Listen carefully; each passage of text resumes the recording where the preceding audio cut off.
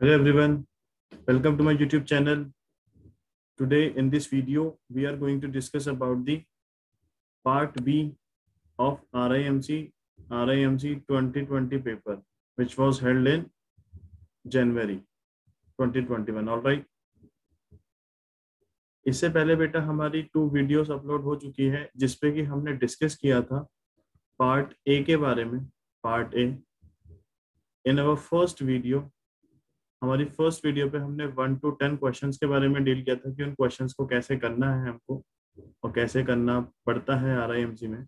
और बेटा 11 से फ्रॉम 11 to 20 हमने डिस्कस किया था सेकेंड वीडियो पे. This is our third video and in this video we are going to discuss the questions from 21 to 30. All right. एक और इम्पोर्टेंट बात, from part B, in part B all the questions, it means one question is of 10 marks. बेटा one question कितने marks का होता है? 10 marks का होता है. Because of that from 21 to 30 जो हमारे पार्ट बी के जो मार्क्स होते हैं बेटा वो 100 मार्क्स होते हैं. ऑलराइट, 100 मार्क्स होते हैं. ठीक है, तो ध्यान से सुनेंगे.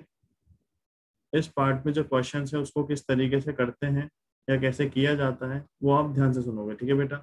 तो क्वेश्चन नंबर 21 है, अ rectangular paper of 44 centimetre long. एक रेक्टेंगुलर पेपर है 44 centimetre long and 6 centimetre wide. ठीक है बेटा, रेक्टेंगल है, लेंथ और ब्रेथ अलग अलग होगी.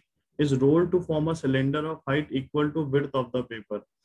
उस रेक्टेंगुलर पेपर को क्या बनाया गया, उसको रोल किया गया टू फॉर्म अ सिलेंडर, एक सिलेंडर बनाने के लिए जिसकी हाइट इक्वल है. हाइट जो है सिलेंडर की वो इक्वल है किसके? Width of the paper. इसका मतलब विड्थ कितनी है पेपर की? 6 centimetre. All right. Find the volume of the cylinder. हमको सिलेंडर का वॉल्यूम निकालना है. तो सबसे पहले हमको क्या करना पड़ेगा, हमको बेटा पहले एक रेक्टेंगल बनाना पड़ेगा. तो मान लीजिए कि एक रेक्टेंगल है और बेटा इस रेक्टेंगल पे क्या है, देखो ध्यान से सुनो. इस रेक्टेंगल पे, और मान लीजिए कि ये जो है दिस वन, ये एक ABCD रेक्टेंगल है. ABCD,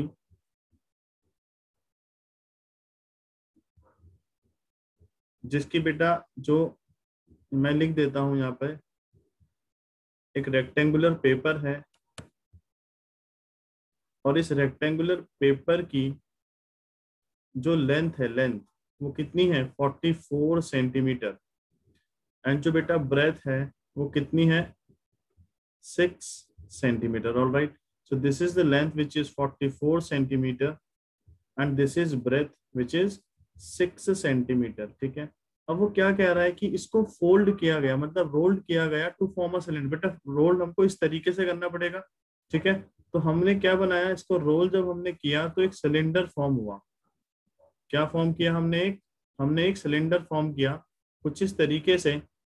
और उसे कह रहा है कि जो इसकी हाइट होगी, हाइट ऑफ सिलेंडर, बेटा हाइट ऑफ सिलेंडर जो है इज इक्वल है किसके? विड्थ ऑफ द पेपर के. Width of the paper. और बेटा जो पेपर की विड्थ है वो है कितनी? That is equal to 6 centimetre. How much? That is equal to 6 centimetre. All right. So इसका मतलब ये हुआ, अगर हम इसको देखो, ये यहां से यहां तक there is one radius of this is a circular part. बेटा सिलेंडर है तो सिलेंडर का जो अपर सरफेस होगा और जो लोअर बॉटम सरफेस होगा वो कुछ सर्कुलर फॉर्म पे होगा. अगर आप इसका फ्रंट व्यू देखोगे सिलेंडर का तो आपको कुछ सर्कल दिखेगा. तो सर्कल की कुछ रेडियस होगी, वो ये रही फ्रॉम दिस पॉइंट. इसको मैंने O पॉइंट मान लिया. और यहाँ पर बॉटम सरफेस का अगर आप फ्रंट व्यू देखोगे बेटा बॉटम सरफेस का, तो भी आपको सर्कल दिखेगा जिसकी रेडियस ये होगी. मैंने इसको P पॉइंट मान लिया. तो वो ये कह रहा है क्वेश्चन पे कि from this point two this point, इस पॉइंट से इस पॉइंट तक, इसकी जो डिस्टेंस है, इसकी जो हाइट है वो कितनी है बेटा? ये है आपकी 6 सेंटीमीटर. कितनी है? 6 सेंटीमीटर. ठीक है, ये है 6 सेंटीमीटर. All right. हाइट जो है इसकी 6 centimetre from here to here. आपसे ये पूछ रहा है, ये बताइए find the volume of the cylinder. Cylinder का वॉल्यूम कितना होगा? क्लियर है? क्लियर है बेटा? तो वॉल्यूम पूछ रहा है आपसे किसका? सिलेंडर का. ऑलराइट. ठीक है. अब ध्यान से सुनोगे, circumference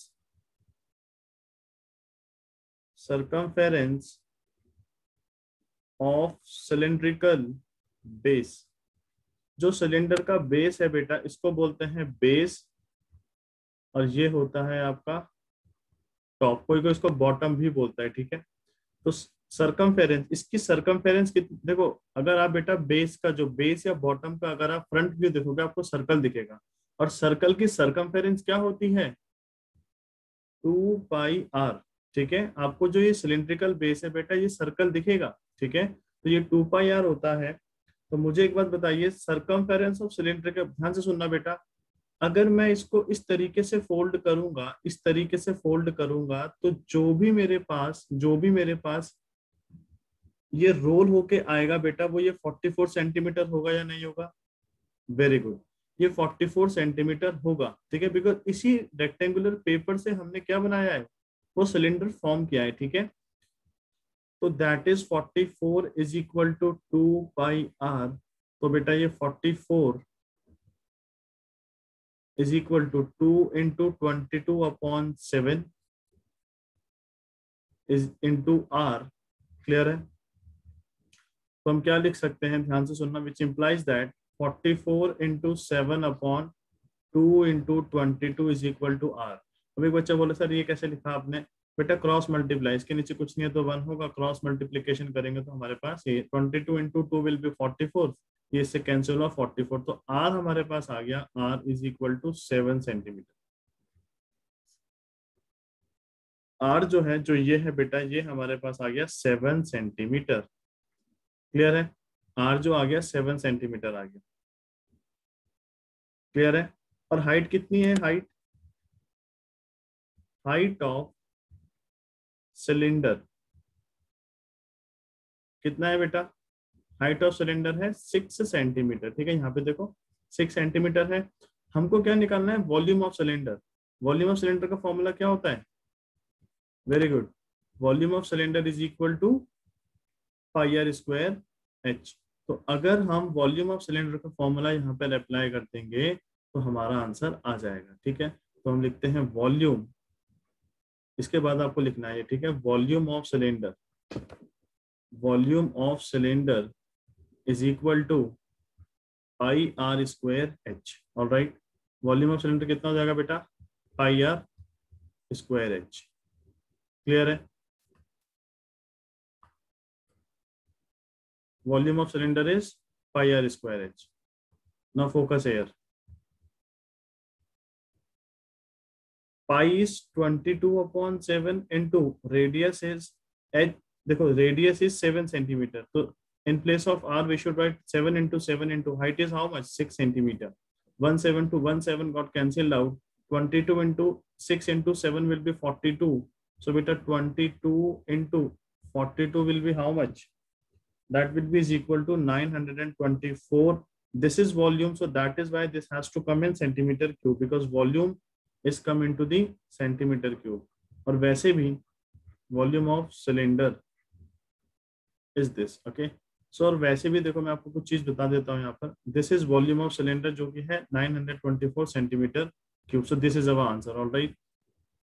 पाई तो बेटा कांस्टेंट होता है, सेंटीमीटर का स्क्वायर, तो सेंटीमीटर स्क्वायर लिखेंगे, और हाइट भी सेंटीमीटर पे है तो centimetre square into centimetre will be centimetre cube, so that is why we should write centimetre cube like this, all right. इस वजह से हमारा आंसर, ऑब्वियसली वॉल्यूम है तो बेटा सेंटीमीटर क्यूब में ही आएगा, ठीक है, क्यूबिक यूनिट होता है। सो ये जो क्वेश्चन है, ये क्वेश्चन बहुत बार आरएएम्स में बेटा आ जाता है, ठीक है, बहुत बार पूछा जाता है ये क्वेश्चन। तो इसमें किस तरीके से करते हैं इसको मैंने आपको बताया। हमेशा ध्यान रखना, जब पेपर फोल्ड किया जाएगा तो बेटा जो ए पॉइंट से बी पॉइंट होगा ना, मान लो कि जैसे ये ए पॉइंट से स्टार्ट किया फोल्ड करना, तो बी पॉइंट यहीं पे ओवरलैप होगा, तो एक्चुअली यहाँ से यहाँ तक जो ये था, ये कितना था एक्चुअल में 44 था, तो इस वजह से लिखा हमने circumference of this circle is equal to how much, circumference of circle is cylindrical base लिखा आपने बेटा, ठीक है, सिलेंड्रिकल बेस सर्कल की फॉर्म पे, तो 2πr होगा, तो 44 इज इक्वल टू दिस, तब हमने आर निकाला, ठीक है। वही हाल इसके लिए होगा बेटा टॉप के लिए, क्योंकि ये यहाँ से यहाँ तक भी 44 सेंटीमीटर ही होगा, because it is a rectangular paper. All right, I hope आपको क्लियर हुआ होगा। Now we are moving to the next question. Okay, now just see, a railway ticket for a child cost half the a railway ticket for a child cost half the full fare, but the reservation charge is the same on half ticket, okay, as much as on full ticket. One reserved a ticket for a journey between two stations at 362 rupees. One full and one half reserved ticket is rupees इतना, ठीक है। What is the reservation charge? हमको ये बताना है कि reservation charge कितना होगा। तो कैसे करेंगे इस क्वेश्चन को? इजी है, ठीक है, लीनियर इक्वेशन का क्वेश्चन है, वर्ड प्रॉब्लम का। आप एज्यूम कर लीजिए let x be the full ticket, या फिर फुल फेयर आप मान लीजिए, ठीक है, क्लियर है बेटा। And y be the reserved ticket, और रिजर्वेशन चार्ज बोला है तो चार्ज लिख देते हैं, क्वेश्चन पे चार्ज बोला है देखो, तो हमने चार्ज बोल दिया, ठीक है। तो y क्या है? रिजर्वेशन चार्ज, x क्या है? Full ticket. अब वो कह रहा है one reserve ticket for a journey of two station, two station के बीच में उसने एक टिकट को रिजर्व किया, तो बेटा कितना होगा? ₹362। So x plus y is equal to ₹362 and another one full and one half reserve ticket is cost ₹554, but यहाँ पे कंडीशन है railway ticket for a child cost half the full fair but the reserve charges is the same on half ticket as much as on full ticket, right? तो हम ये equation number first होगी बेटा। Equation number 2 क्या बनेगी? Very good, क्या बनेगी? x plus y plus x by 2 plus y is equal to how much? How much? This will be 554. This is equation number 2। अगर हम इसको सॉल्व करेंगे तो क्या लिखेंगे? देखो y प्लस y 2y हो जाएगा। तो अगर हम इसको लिखना चाहें तो इस तरीके से लिखेंगे कि x plus x upon 2 plus 2y is equal to 554। तो यहाँ पे लिख रहा हूं मैं इसके बाद x plus X by two, X plus X by two कितना होगा? Plus 2y is equal to 554 rupees. बेटा x plus X by two, इन दोनों पे कह रहे हो, इन दोनों की बात कर रहा हूं मैं, ओके। और you can take the LCM 2, यहाँ पे पूरा 2 एलसीएम ले लो, तो ये हो जाएगा 2x plus x plus 4y is equal to 554। इसके नीचे कुछ नहीं है तो 1 होगा, क्रॉस मल्टीप्लाई करेंगे 2 plus 1 3x plus 4y is equal to 2 की मल्टीप्लाई यहाँ करेंगे तो 4 2 8 5 2 10 1 11 1108 रुपीज। तो this is equation number 2, okay. So equation number 1 है x plus y is equal to this. Equation number 2 है हमारे पास 3x plus 4y is equal to 1108। All right, now we need to find out the value of x and y। All right, और even हमने reservation charge जो माना बेटा वो y माना, तो हमको y की वैल्यू बतानी है, what is the reservation charge उन्होंने हमसे पूछा है, ठीक है। Now we have to solve this two equation one by one. तो हम यहाँ लिख देते हैं बेटा कि हमारे पास फर्स्ट इक्वेशन जो है हमारे पास x प्लस y जो है वो 362 है, और नेक्स्ट इक्वेशन हमारे पास है how much? That will B 3x plus 4y is equal to 1108. So these two equation we have to solve so that we have to find the value of x and y. Now just see, I am rubbing this first. ये ध्यान रखिएगा y क्या है और x क्या है, ठीक है। x फुल टिकट का चार्ज और y क्या है बेटा? रिजर्वेशन चार्ज है। ऑलराइट, सो नाउ देखिए, अब हम इक्वेशन को सॉल्व करेंगे।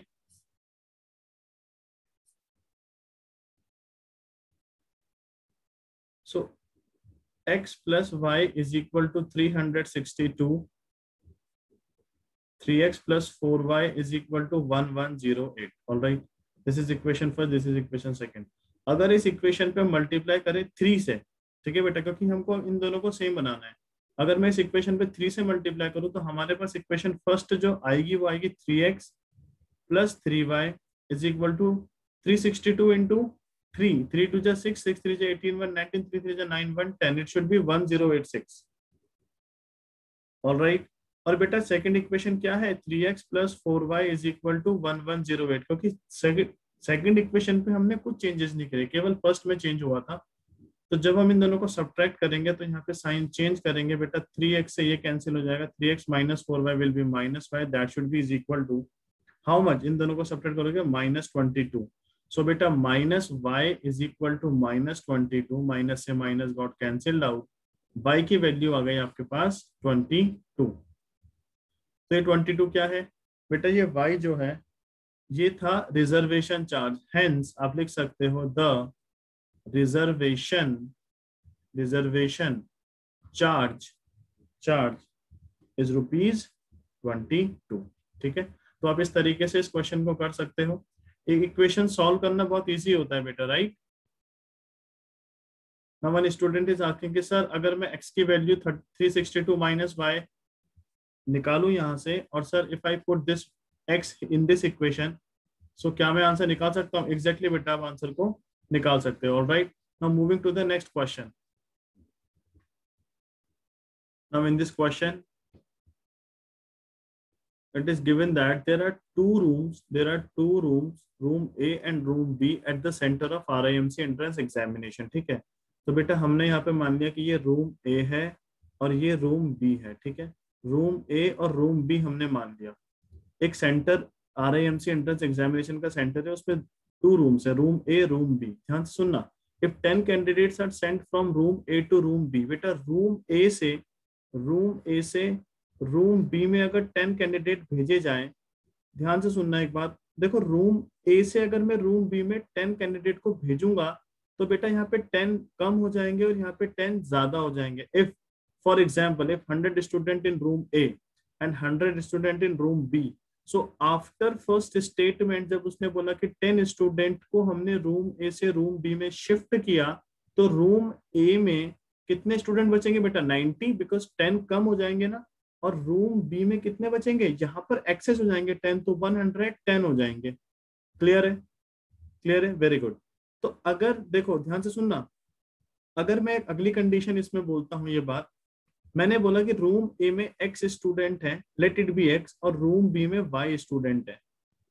तो पहली कंडीशन जब उसने 10 candidates are sent from room A to room B, तो बेटा 10 यहाँ पर कम होंगे तो x माइनस 10 लिखेंगे ना। आपने 100 माइनस 10 किया था ना यहाँ पे, तभी तो 90 आया था। तो मान लीजिए x है तो x माइनस 10 है, और रूम बी में कितने हो जाएंगे बताइए? Very good, it should be y plus 10। Alright, the number of candidate in each room is the same. वो कह रहा है कि द नंबर ऑफ कैंडिडेट जो है हर एक रूम पे सेम है। इसका मतलब ये दोनों दे रखे इक्वल, ये दोनों x minus 10 is equal to y plus 10। Clear है? तो पहली इक्वेशन हमारी यहां से बन जाएगी। ठीक है, यहां से पहली इक्वेशन बनेगी, अभी मैं आपको बताऊंगा किस तरीके से बनेगी। पहले समझिए क्वेश्चन को। ठीक है, फिर कह रहा है कि if 20 candidates are sent from, देखो अगली कंडीशन है, इस कंडीशन पे नहीं, अगली कंडीशन क्या है कि अगर 20 candidate sent from room B to room A, अगर रूम बी से रूम ए में 20 भेजे जाएं, तो बेटा यहाँ पे 20 कम हो जाएंगे, तो इसका मतलब y में से 20 कम होंगे, और वो कह रहा है कि रूम ए में भेजे जाएंगे तो रूम ए में एक्सेस हो जाएंगे 20, so it should be x plus 20। The number of candidate in A, जो ए में नंबर ऑफ कैंडिडेट बचेंगे is double the number of candidate in B. Room A में जो कैंडिडेट बचेंगे बेटा वो कितने हो जाएंगे? कितने हो जाएंगे? डबल द कैंडिडेट, बताइए, double the candidate, the number of candidates in A में जो नंबर ऑफ कैंडिडेट बचेंगे जब हमने 20 को भेजा इस तरीके से, इज डबल, वो डबल होंगे कितने? Number of candidate in B. एक बात बताओ, बी में कितने कैंडिडेट है? बी में बेटा if 20 sent from B to A, B से ए में भेजे गए, तो y माइनस 20 जो है वो किस में है? वो बी में है, और ये किस में है? ये ए में है। तो b की जगह लिख देंगे 2 into y minus 20, because b में तो ये स्टूडेंट है, और यहाँ पर कितने हैं? x plus 20। तो अगली इक्वेशन हमारी यहाँ से बनेगी। ठीक है, तो आई होप आपको समझ में आया होगा। मैं आपको इसको और अच्छे से बताता हूँ। देखो बेटा ये मान लीजिए रूम ए,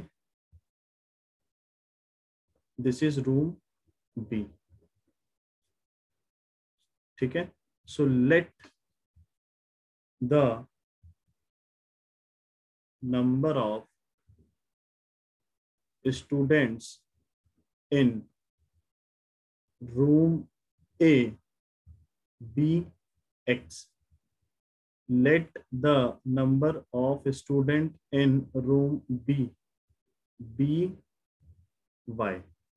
तो पहली कंडीशन पे कह रहा है कि तो ये बेटा x हो गया, ध्यान से सुनो, ये तो हो गया x, ये है y. क्यों? यहाँ रूम ए में x नंबर ऑफ स्टूडेंट है और रूम बी में y नंबर ऑफ स्टूडेंट है. अब कोई बोलेगा सर स्टूडेंट ने कैंडिडेट लिखा हुआ. बेटा स्टूडेंट कैंडिडेट एक ही बात है, ठीक है. तो x और y, ठीक.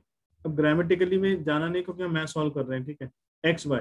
अब ध्यान सुनो, यहां से यहाँ क्या भेजा, यहां से यहाँ 10 स्टूडेंट भेजे, तो यहाँ पे 10 कम हो जाएंगे, तो यहाँ पे x माइनस 10 हो जाएगा, यहाँ पे ज्यादा हो जाएंगे. और उसने कंडीशन भी बोल दी कि और जब ऐसा हुआ then the number of candidate in each room is same, दोनों रूम में सेम थे, तो बेटा x minus 10 is equal to y minus 10. ये कंडीशन हमको गिवन थी. अब ध्यान से सुनो, एक बात बताइए, यहाँ पे y माइनस 10 होगा बिकॉज 10 रूम ए से रूम बी में भेजे, तो बेटा ये प्लस होगा ना, बिकॉज यहाँ पे कम होगा तो यहाँ पे ज्यादा होगा, तो it should be y plus 10.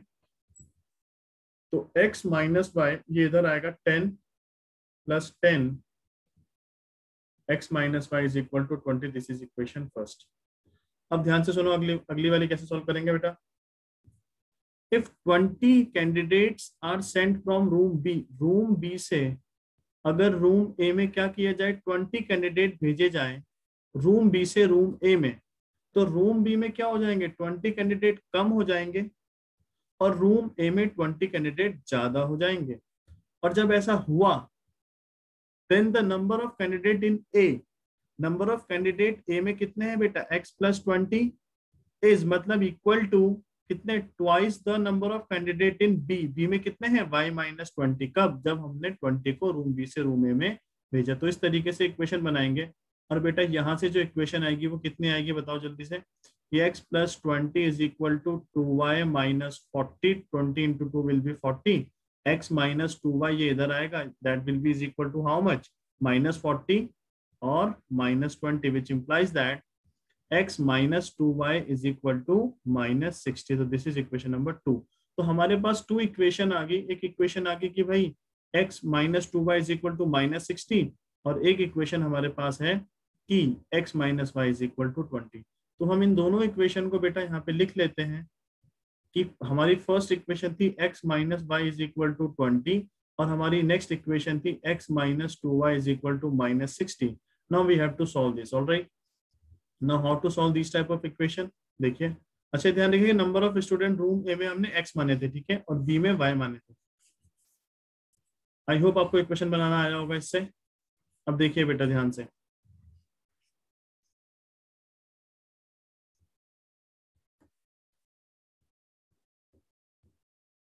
x minus y is equal to 20. This is equation first.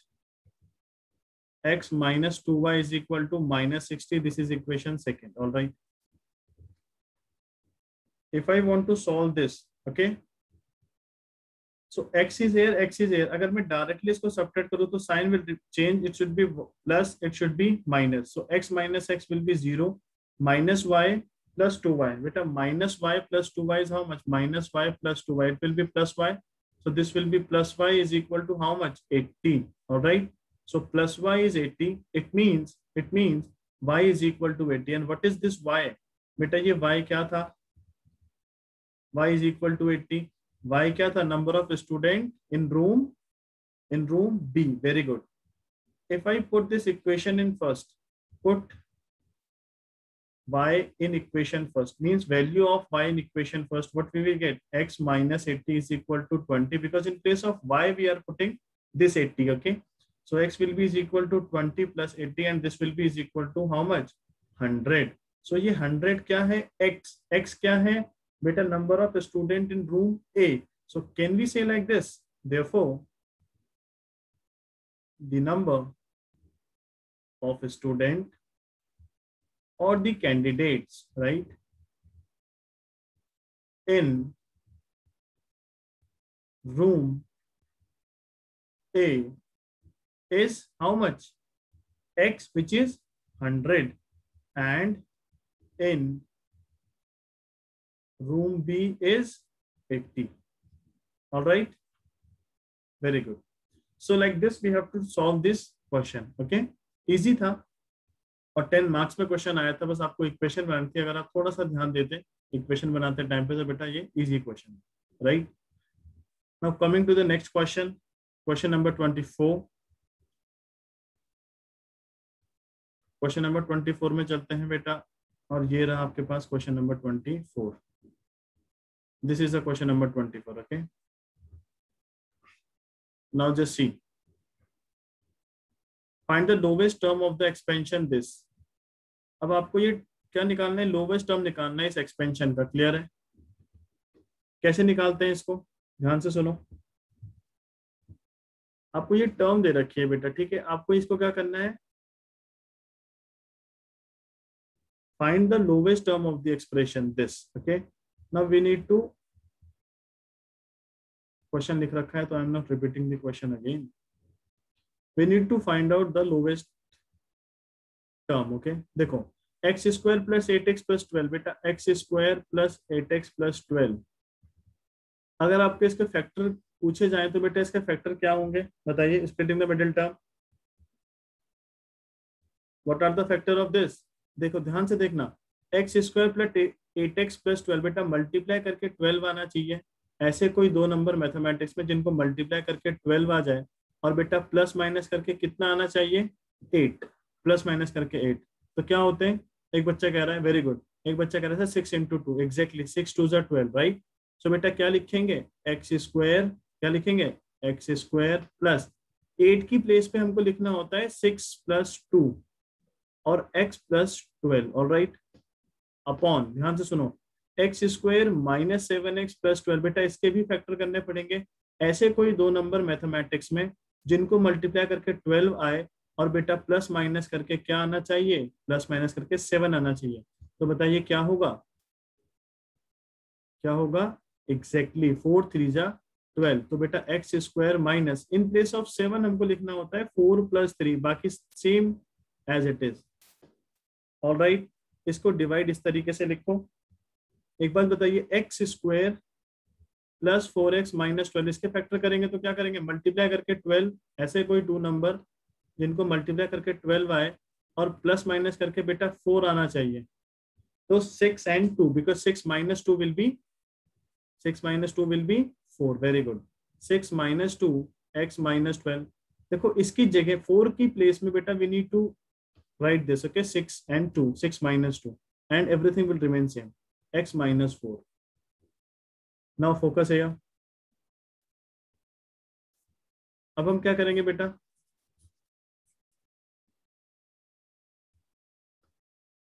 Now देखो एक्स स्क्वायर प्लस एक्स की मल्टीप्लाई 6x प्लस 2x।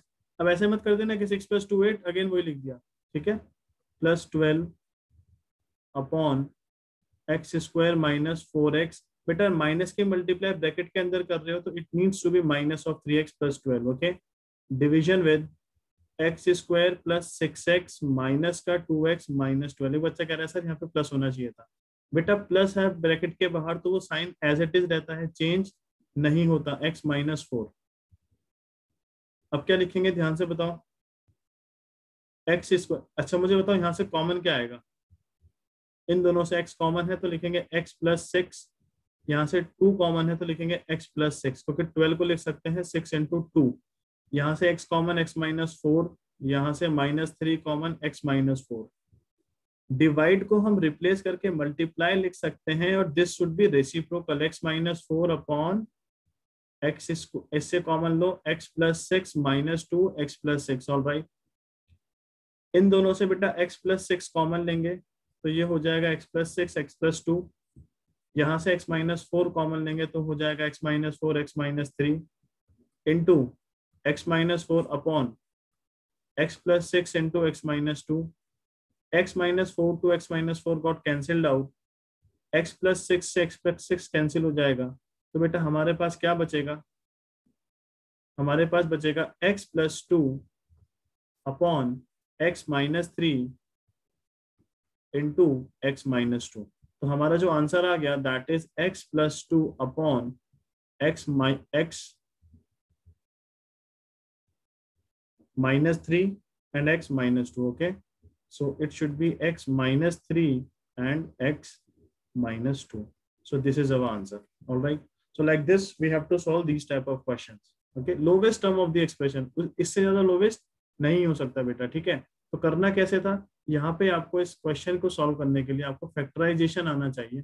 जिस बच्चे को फैक्टराइजेशन आता होगा उसके लिए क्वेश्चन इजी था, और जिसको नहीं आता होगा उसके लिए टफ था. थोड़ा सा इसके बारे में ध्यान दीजिएगा. डिवाइड को जब हमने कन्वर्ट किया मल्टीप्लाई में, जैसे मैं लिखता हूँ ना बेटा 12 डिवीजन विद मतलब 3/4, तो आप ऐसे लिख सकते हो कि 12 इंटू 4/3, क्योंकि ये इसीलिए लिखा जाता है. देखो अगर आप लिखोगे 12 डिवीजन विद 3/4, तो आप लिखोगे क्या, ध्यान से सुनो. आप इसको ऐसे लिखोगे, देखो 12 डिवाइड मतलब 3/4 ऐसे लिखोगे, और बेटा इसका मतलब क्या होता है, इनटू, इसको जब ऊपर लेके जाओगे तो 4/3 लिखोगे. तो मतलब ये होता है इसका कि, इसलिए शॉर्टकट में बोलते हैं कि डिवाइड की जगह मल्टीप्लाई कर दो, इसको रेसिप्रोकल कर दो, क्योंकि ऐसे भी यही आने वाला है. ठीक है, तो इस तरीके से इन क्वेश्चंस को करते हैं. आई होप आपको समझ में आया होगा. Now next question number 25.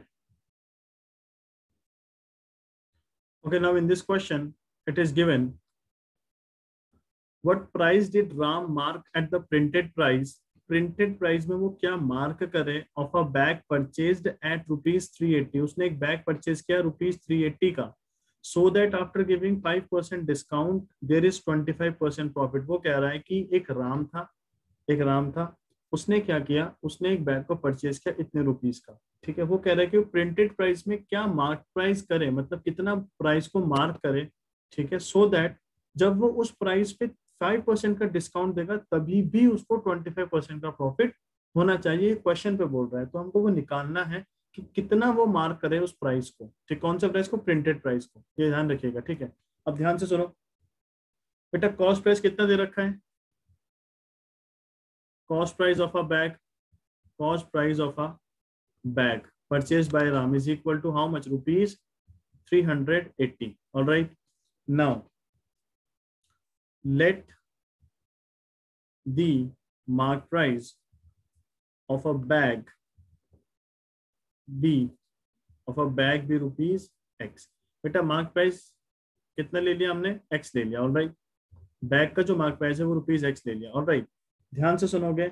Discount कितना दे रहा है, डिस्काउंट बेटा डिस्काउंट दे रहा है वो 5% का, और स्टिल उसको प्रॉफिट हो रहा है कितने का, उसको प्रॉफिट हो रहा है 25% का. क्लियर है. तो एक बात बताइए, देखो मार्क प्राइस जब भी होगा बेटा तो एसपी को ढूंढने की कोशिश करो.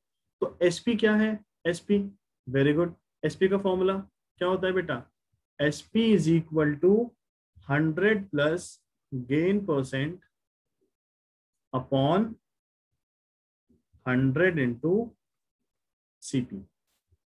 ठीक है, तो एक बार बताइए, अगर मुझे एसपी फाइंड आउट करना होगा तो क्या हमारे पास गेन है, बिल्कुल गेन परसेंट है. कितना है, 25%.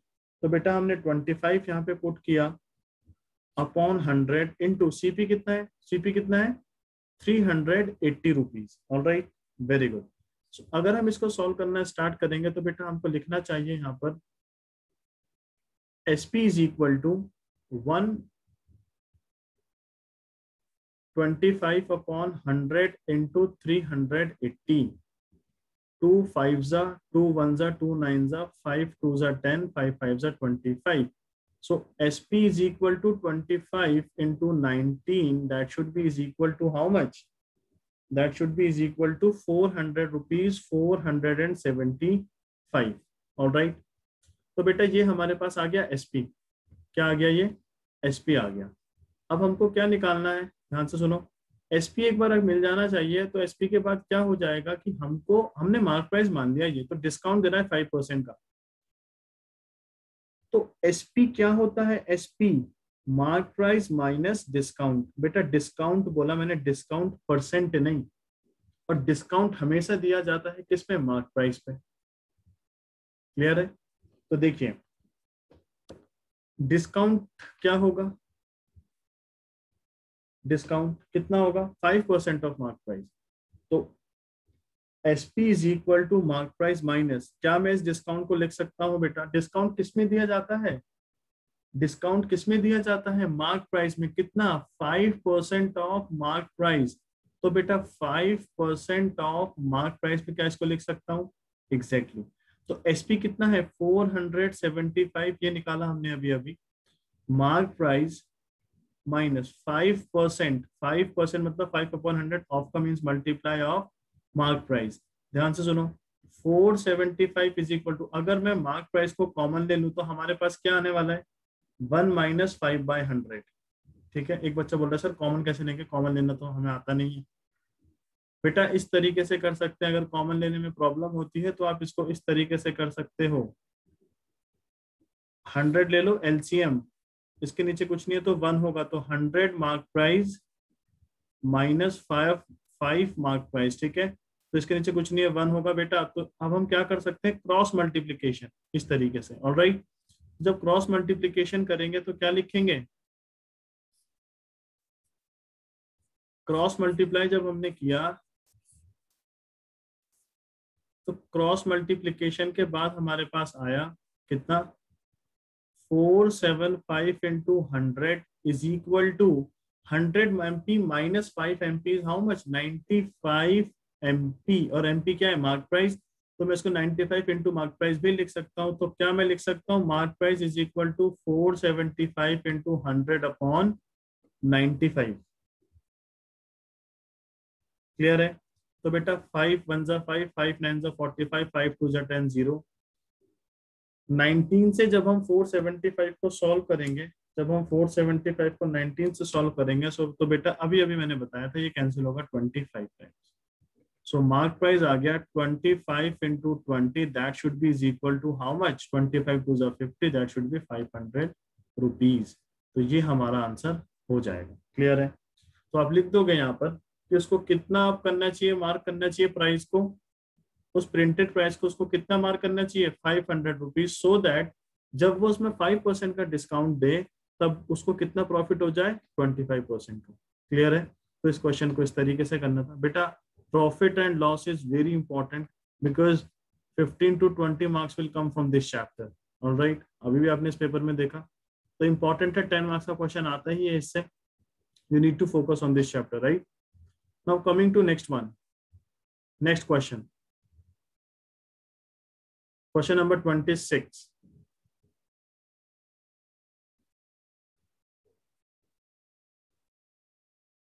क्वेश्चन नंबर 26, इसमें कह रहा है इफ 3 मैन और 4 वुमेन, टाइम एंड वर्क का क्वेश्चन है, इफ 3 मैन और 4 women can do a piece of work in 43 days. देखो और, देखो डिफरेंस होता है बेटा और में और एंड में, ये ध्यान रखिएगा। ठीक है, how long will 7 man and 5 women take to complete the same work. किसी काम को करने पे 3 मैन या फिर 4 वुमेन, किसी काम को पूरा करने में 3 मैन या फिर 4 वुमेन कितना टाइम लेती है बेटा, how many days 43 days.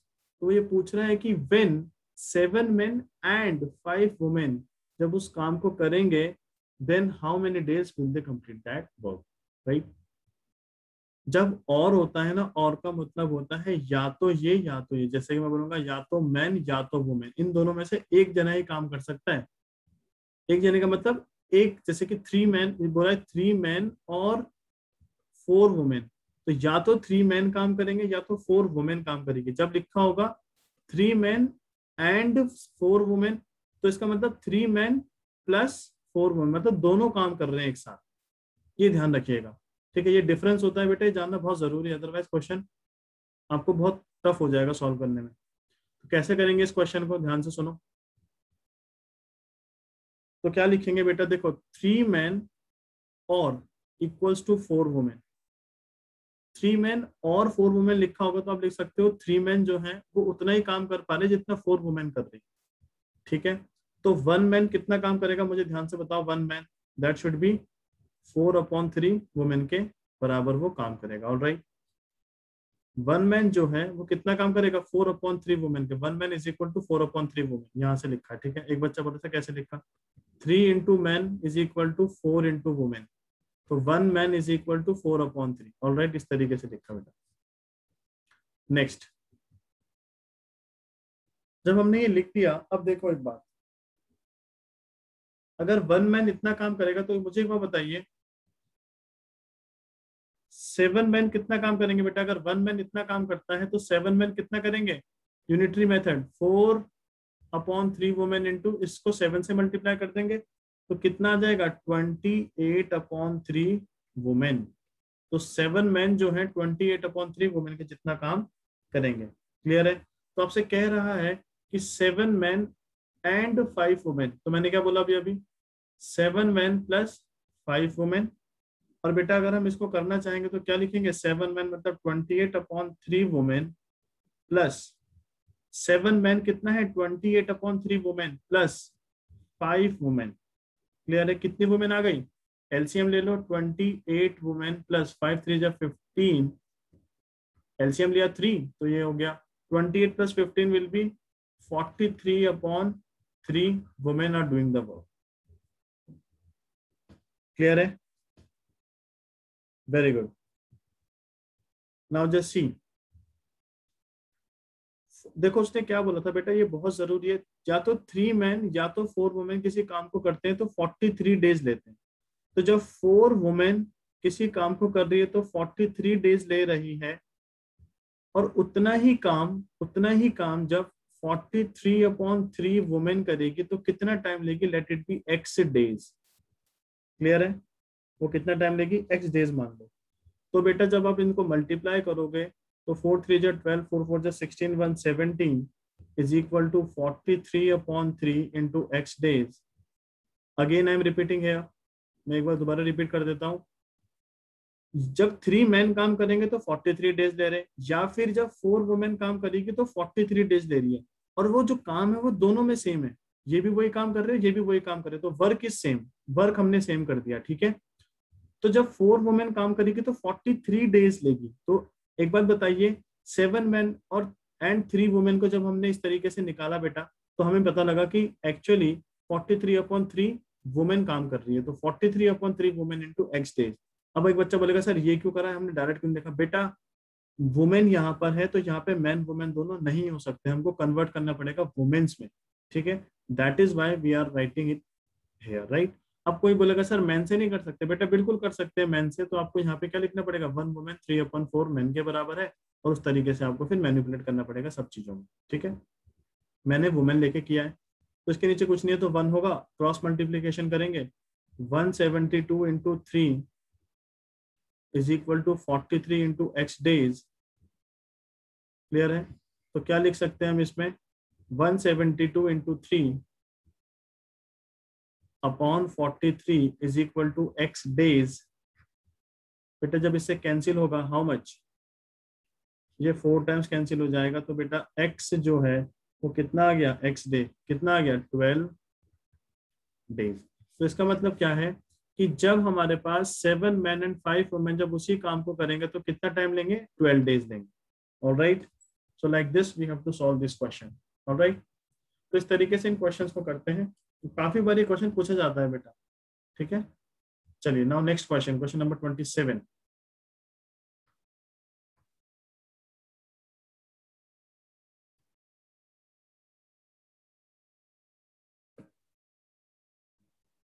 Question number 27।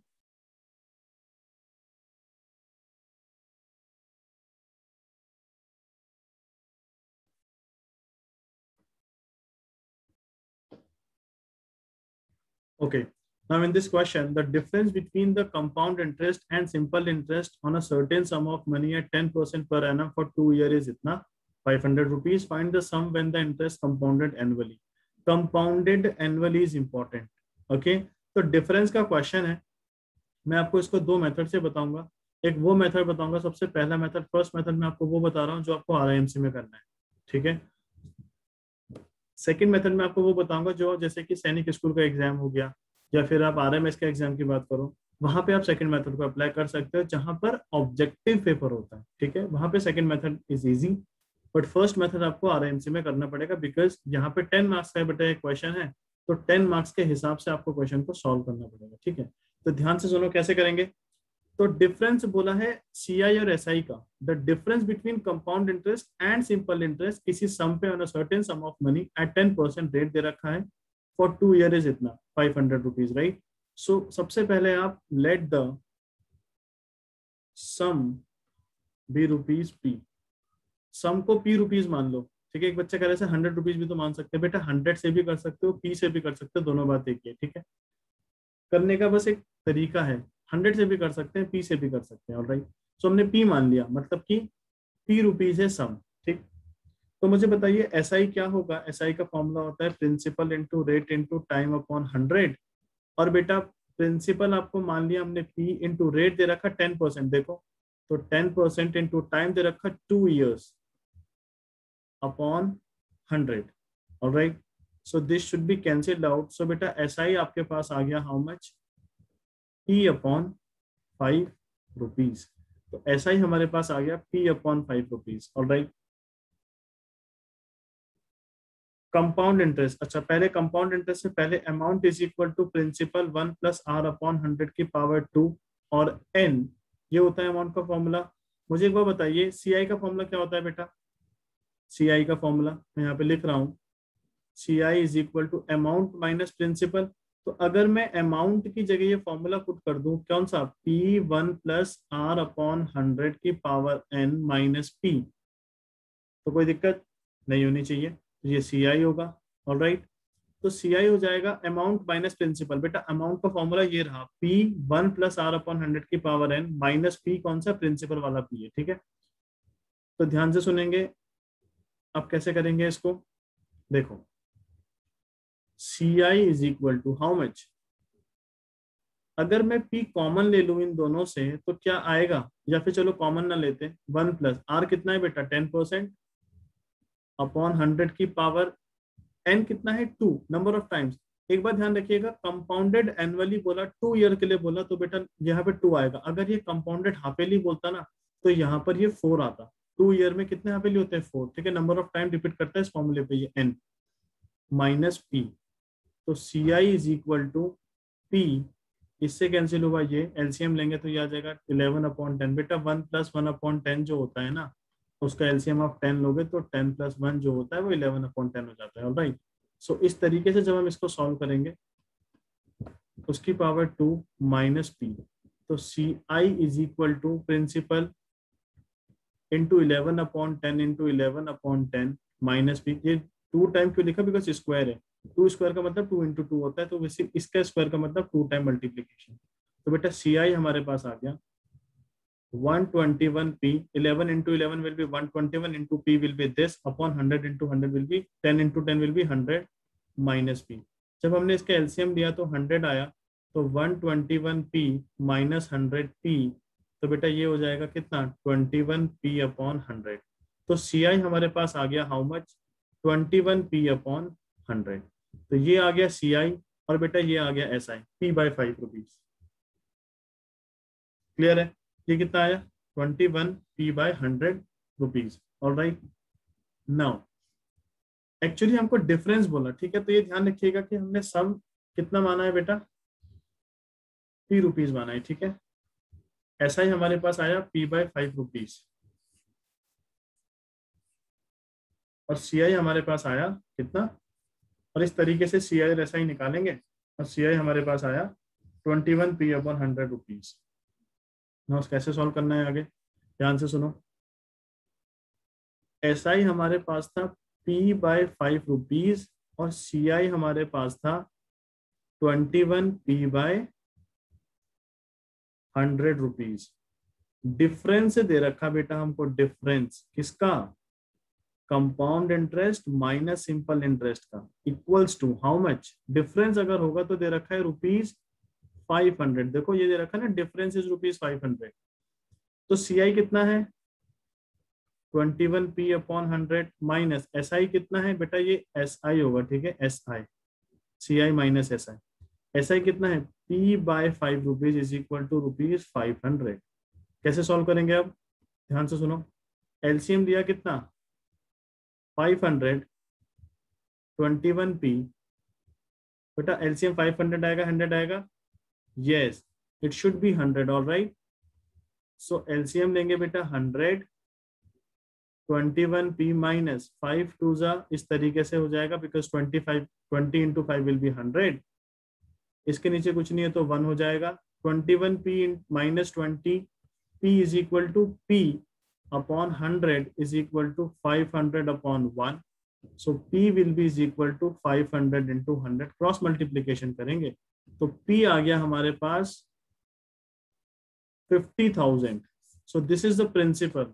Alright, so आपसे यही पूछा था, find the sum when the interest is compounded. आपसे सम पूछा गया तो बेटा सम हमने क्या माना था, p माना था। ठीक है, therefore the some is rupees 50,000।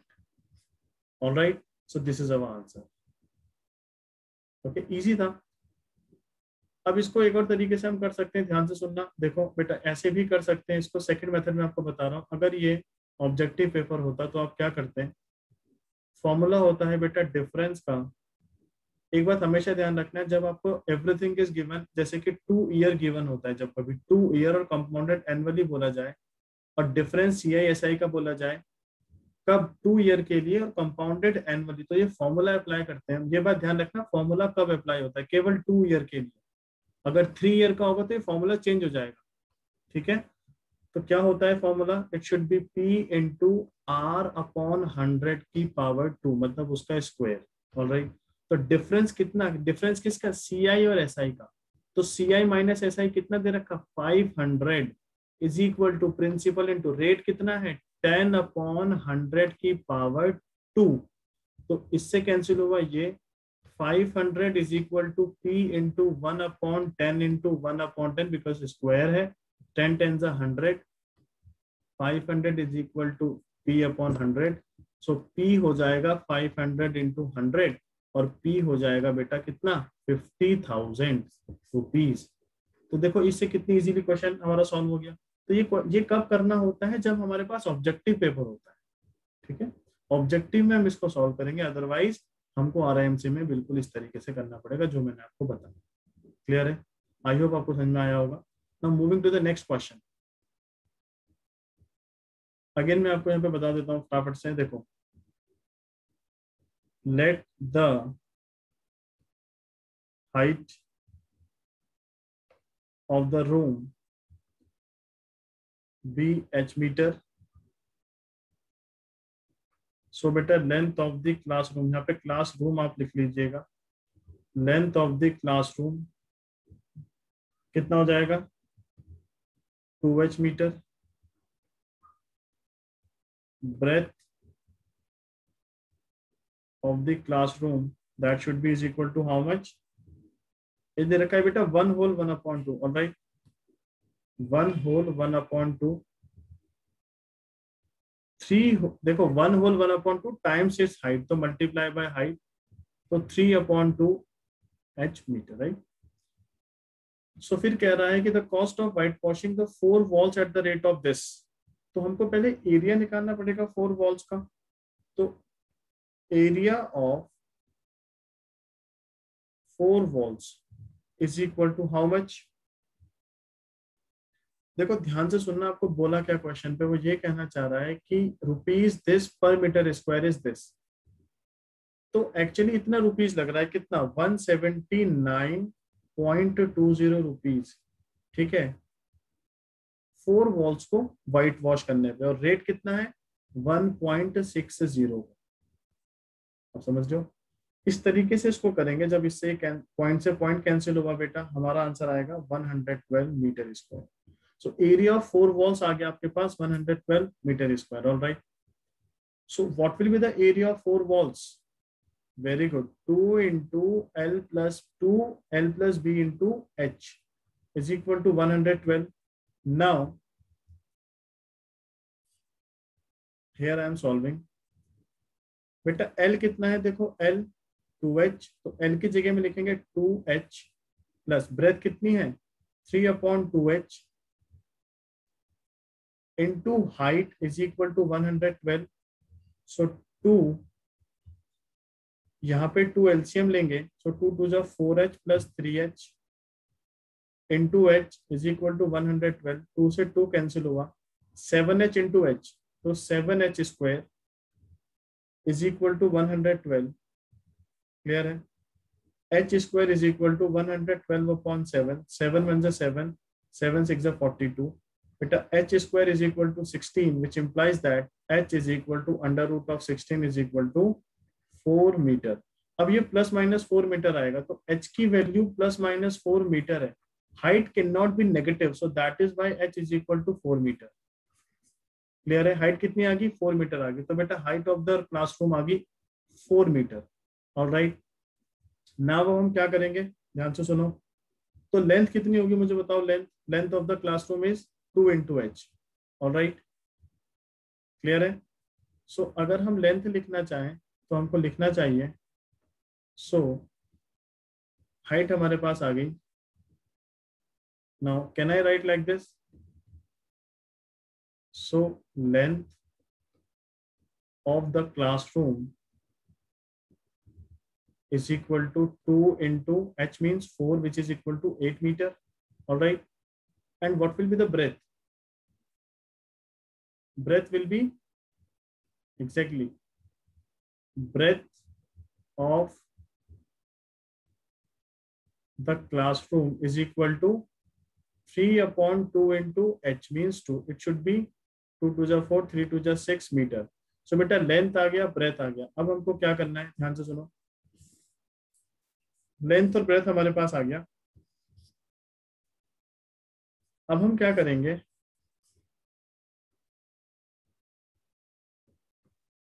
length is this, breadth is this, all right. So what will be the area of floor? Area of floor, because हमको क्या निकालना है, cost of tiling floor at the rate of this. Okay, so एक बात बताइए, कोई room है, उस रूम का जो फ्लोर होगा बेटा वो एक रेक्टेंगुलर होगा या नहीं होगा? और उस जिस देखो जहां पर अभी आप बैठ के ये वीडियो देख रहे होंगे वो एक रेक्टेंगुलर है, और ये रेक्टेंगुलर अगर है तो रेक्टेंगल का एरिया होता है एरिया ऑफ फ्लोर, जो कि रेक्टेंगल है लेंथ इनटू ब्रेथ, और लेंथ है उसकी 8 और ब्रेथ है 6, so it should be 8 6 48 meter square.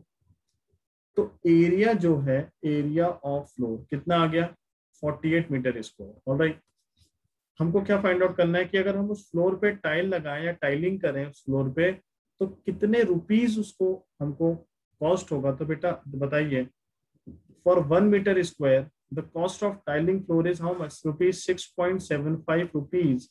So for 48 meter square that should be is equal to 6.75 into 48। भाई 1 मीटर स्क्वायर पे इतने रुपीस लगता है, तो 48 मीटर स्क्वायर पे इतना रुपीस लगेगा। पॉइंट से पॉइंट हटाओगे, 2 0 बढ़ाओगे, जब आप इसको कैंसिल करोगे, 2 5 जा 10, 2 2 जा 4, 2 4 जा 8, 25 12, 25 से 675 कैंसिल हो जाएगा। हाउ मच बेटा, ये हो जाएगा 27 टाइम्स। तो 48 मीटर स्क्वायर को कितना लगेगा, 27 into 12, that will be is equal to how much, 324 rupees. तो आप यहाँ लिख लोगे, देयरफॉर आपको यहाँ पे लिख लेना चाहिए बेटा, therefore the cost of tiling floor at the rate of 6.75 rupees is how much, 324 rupees। इस रेट के हिसाब से उस फ्लोर को टाइल करने पे कितना लगेगा, 324 रुपीज। ऑलराइट, क्लियर है, fine. Next question, question number 29। so question number 29 is something like this, and it's an important question. Okay, question number 29, you need to focus here.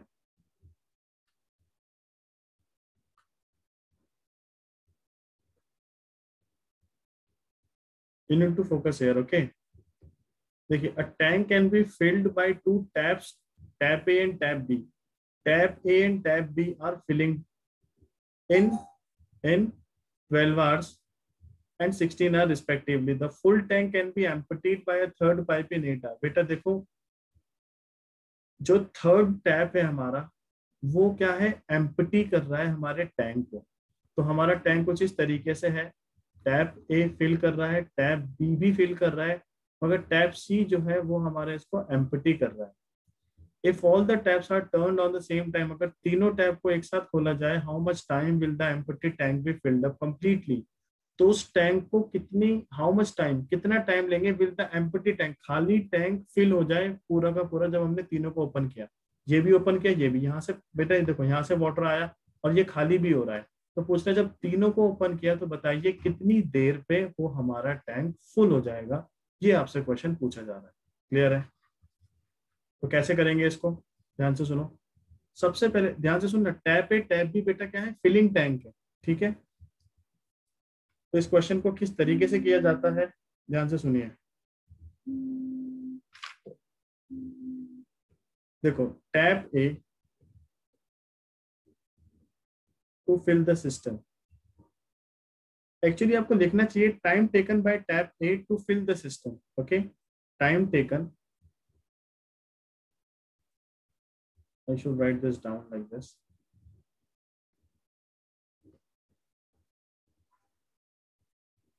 Time taken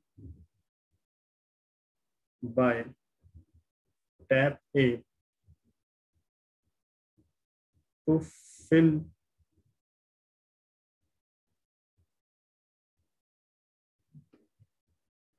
the system is how much?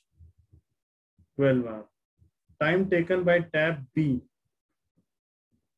to fill the system is 16 hours. ये लिख रखा है ऊपर है 12 hours 16 hours.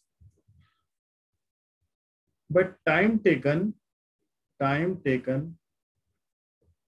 by tap C to empty the full system, पूरे full system को अगर वो empty कौन करेगा, अगर टैप सी करेगा, ये टैप बी होगा बेटा, ठीक है। टैप सी कितना कर रहा है, 8 आवर पे खत्म करता है, मतलब अगर फुल टैंक हमारे पास है तो उसको टैंक को खाली करने में टैप सी जो है वो कितना टाइम लेता है, 8 आवर लेता है। ऑलराइट, फिर क्या लिखेंगे, ध्यान से सुनो। फिर मुझे बताइए, tap is 1 hour work, 1 hour work कितना होगा बेटा, 1/12 होगा। Very good. Tap B 1 hour work, tap B is 1 hour work, that should be is equal to 1/16, ठीक है बेटा। 16 आवर पे ना टैप बी पूरा काम करता है, तो 1 आवर पे कितना करेगा, 1 आवर पे 1/16 वर्क करेगा ना। क्लियर है? ध्यान से सुनिएगा। अब देखो बेटा, अगेन टैप सी कितना करेगा, tap C, very good, tap C is 1 hour work, that should be -1/8. Why this negative, because मैं यहाँ पे लिख देता हूं y negative sign, because tap C is empty tank, ठीक है। That is why this negative sign का, negative का मतलब क्या है कि वो खाली कर रहा है, ठीक है। तो इन क्वेश्चंस पे इस तरीके से ही डील किया जाता है बेटा। क्लियर है? टैप सी क्या है, एम्प्टी कर रहा है वो टैप सी, ठीक है, सिस्टम को, तो बेटा इस वजह से नेगेटिव लिया जाएगा। ऑलराइट, तो अगर देखिए आप कैसे करेंगे इसको, ए प्लस बी बेटा, A + B + C 1 hour work, मतलब tap A tap B tap C जब तीनों को एक साथ अगर हम ओपन करेंगे तो उनका 1 आवर का वर्क कितना होगा, A + B + C 1 hour work, बेटा उनका 1 आवर का वर्क कितना होगा, तीनों को ऐड कर दो, 1/12 + 1/16 + -1/8। ऑलराइट, तो प्लस माइनस माइनस हो जाएगा, तो हम डायरेक्ट इसको यहाँ पे क्या लिख सकते हैं बेटा, हम यहाँ पे लिख सकते हैं -1/8। तो ये हो जाएगा, एलसीएम लेंगे इसका, एलसीएम आएगा आपके पास 48, ये बचेगा आपके पास 12 4 = 48, 16 3 = 8 6 = बेटा 7 - 6 विल बी 1/48। तो हमारे पास क्या आ गया, हमारे पास a plus B plus C 1 hour work आ गया हमारे पास, how much, 1/48। Alright, tap C को नेगेटिव के लिए पता लग गया आपको, very good. Now just see, time taken bye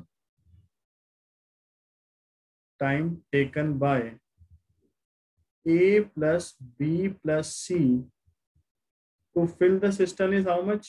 To fill the cistern is exactly 48 hours. Clear है? Any doubt?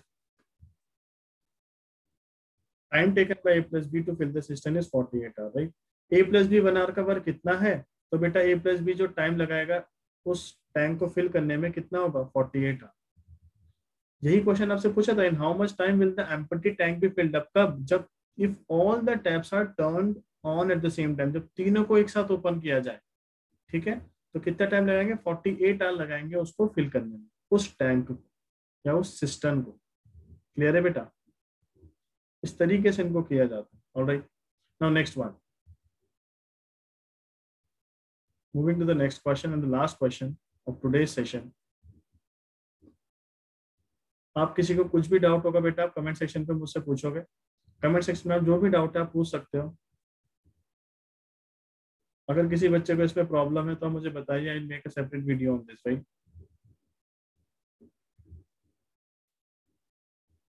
Question number 30,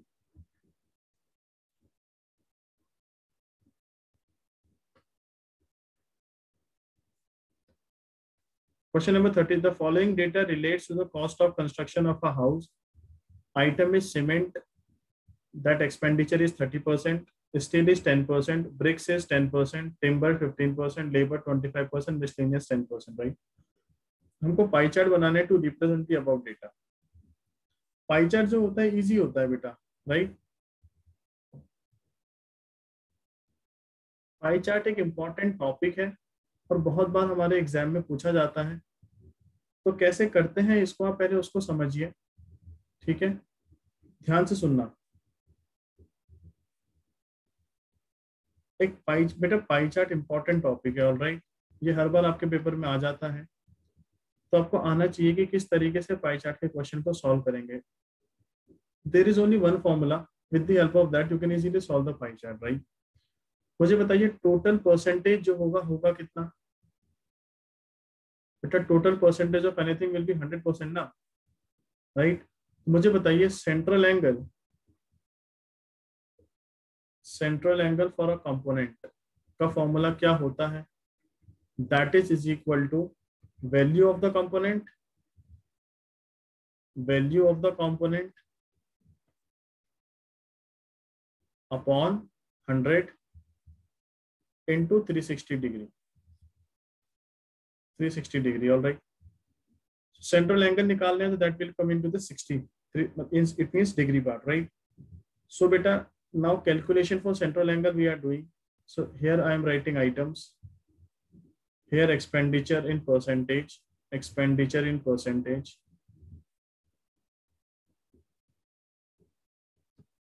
and here what we are writing, central angle.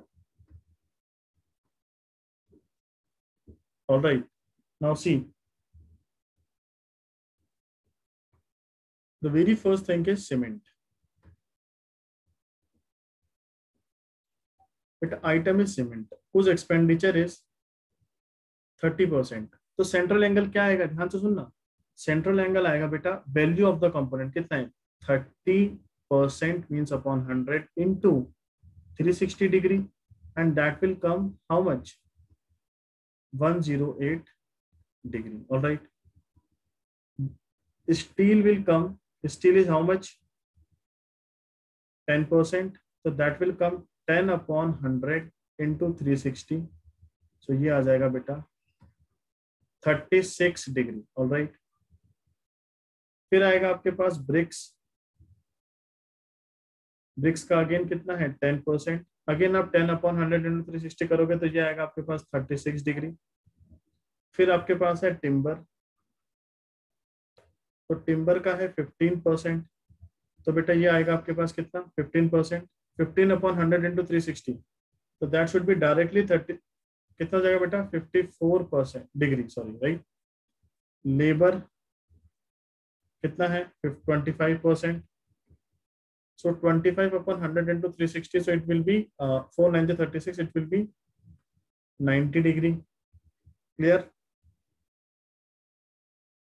और बेटा मिसलेनियस जो है आपके पास वो है 10 डिग्री, अगेन 10 डिग्री कितना था बेटा 36 डिग्री, तो ये आ गया 36 डिग्री। ऑलराइट। सो इस तरीके से हमें क्या मिला, सीमेंट का जो बेटा सेंट्रल एंगल है वो 108 डिग्री है पाई चार्ट में, स्टील का कितना है 36 डिग्री, ब्रिक्स का है 36 डिग्री, टिम्बर का 54। Now we need to make this angle into the pie chart. Okay, अब कैसे बनाते हैं वो समझिए। Alright, I am erasing it, ध्यान से सुनो। एक बेटा पाई चार्ट बनाएंगे, तो पाई चार्ट बनाते हैं इस तरीके से।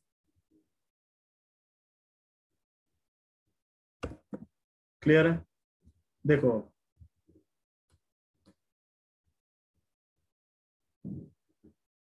Now assuming this is center, so this line, okay,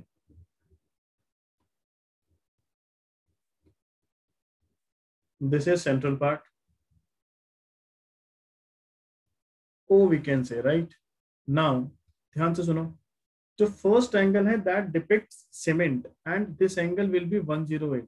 सो बेटा 108 एंगल देखो 90 डिग्री बिल्कुल इस तरीके से होगा, तो हल्का सा उससे आगा, हल्का सा थोड़ा सा आगे चलेंगे तो बेटा दिस विल बी 108। ऑलराइट, सो ये एंगल होगा 108, तो हम लिख सकते हैं इसको, this angle is 108 degree and this denotes cement, this section denote cement. Alright, अब आपको अपना जो देखो बेटा जो आपका डी है आपको रखना कैसे है, ध्यान से सुनिएगा।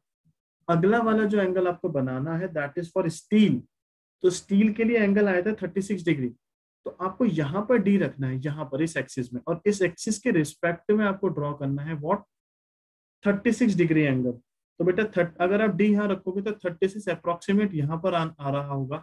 ठीक है, यहाँ पर थोड़ा सा इस तरीके से आगे कर देंगे इसको, तो बेटा ये 36 डिग्री का एंगल इस तरीके से आएगा, यहाँ पर ये हो जाएगा 36 डिग्री। किसका है ये? स्टील का। ठीक है, आपको डी से बनाना है बेटा, मैं तो सिर्फ रफली बना रहा हूँ इस तरीके से। You have to make it with the help of D, right. यहाँ पे रखना है 36 के लिए, ये ध्यान रखिए यहाँ से मत बनाइएगा 30, वो यहीं पे ओवरलैप कर जाएगा, इस एक्सिस पे रखना है। ऑलराइट, नेक्स्ट ब्रिक्स का बनाना है बेटा, ब्रिक्स, तो ब्रिक्स का क्या होगा, कितना है 36 डिग्री, अगेन 36 डिग्री। सो आपको क्या करना है, आपको यहां से लेना पड़ेगा, फ्रॉम वेयर, ब्रिक्स के लिए आपको इस ग्रीन वाले पे रखना पड़ेगा बेटा, और कितना बनाना पड़ेगा 36 degree more. Okay, so 36 degree more from here like this. all right, little bit like this, so it should be 36 degree from here, right? So this is what, this is 36 degree more। ये किसके लिए है? BRICS के लिए है, BRICS के लिए। ये सेक्शन जो है इस पाई चार्ट का डिपिक्ट कर रहा है कि ये ब्रिक्स वाला पार्ट है। ऑलराइट, नाउ नेक्स्ट वन, ध्यान से सुनो। अगला बनाना है बेटा किसके लिए? टिम्बर के लिए 54 degree. 54 degree will be like this, like this, okay, so this will be what 54 degree angle. किसके लिए बनाया ये? देखो इस पे रखना है, फिर 54 बनाना है। ठीक है, आपको अपना डी यहाँ पर रखना पड़ेगा। सो 54 डिग्री किसके लिए है? टिम्बर के लिए है बेटा, टिम्बर के लिए। ऑलराइट, लेबर का 90 डिग्री, अब यहाँ पर अपना डी रखिए और 90 डिग्री ड्रॉ कीजिए। 90 डिग्री किसके लिए? 90 degree for 90 degree for labour, तो लेबर के लिए 90 डिग्री होगा बेटा किस तरीके से? इस तरीके से 90 डिग्री, एग्जैक्टली 90 डिग्री इस तरीके से होगा। This will be is equal to, this will be is equal to 90 degree labour के लिए। ऑलराइट, और जो बेटा ये बच गया ये 36 डिग्री होगा किसका? मिसलेनियस का। ओके, ये किसका होगा? मिसलेनियस का होगा। ऑलराइट, सो ये पाई चार्ट हमने बना दिया। ठीक है, पाई चार्ट कैसे बनाया? हमने पहले क्या करा, सेंट्रल एंगल निकाला जो हमको डेटा गिवन था, और उस सेंट्रल एंगल से हमने पाई चार्ट को ड्रॉ किया। आप इसको डी से बनाओगे बेटा, ये रेफरेंस एक्सिस मानोगे पहले, फिर 108 डिग्री का, फिर 36 बनाना है तो यहाँ पे नहीं रखना है डी बेटा, इस वाली एक्सिस पे रखना है, इस वाली एक्सिस पे। ऑलराइट, यहाँ पे रखना पड़ेगा आपको अपना डी, फिर यहाँ से 36 डिग्री अगेन इस वाली एक्सिस पे, इसके लिए इस तरीके से आपको ये बनाना है। ठीक है, तो हमने 30 तक बेटा क्वेश्चन हमने कर लिए। आई होप आप सबको समझ में आया होगा। If you have any doubt, okay, you can comment below, आप कमेंट कीजिए अगर आपको कोई भी डाउट है, ठीक है, आप कमेंट कीजिए बेटा। I hope you like the video. और हमने इस पूरे 3 पार्ट्स हमारे जो वीडियो के आए हैं, हमने कोशिश ये करी है कि आपको बहुत कुछ समझ में आ जाए, ठीक है बेटा। मोर हम बहुत सारी वीडियोस अभी लेके आएंगे इसमें आगे, और जो टॉपिक आप चाहते हो कि हम इस टॉपिक को एक फर्दर वीडियोस बनाएं, whether it is exponent, whether it is a percentage, profit loss, mensuration, something like that.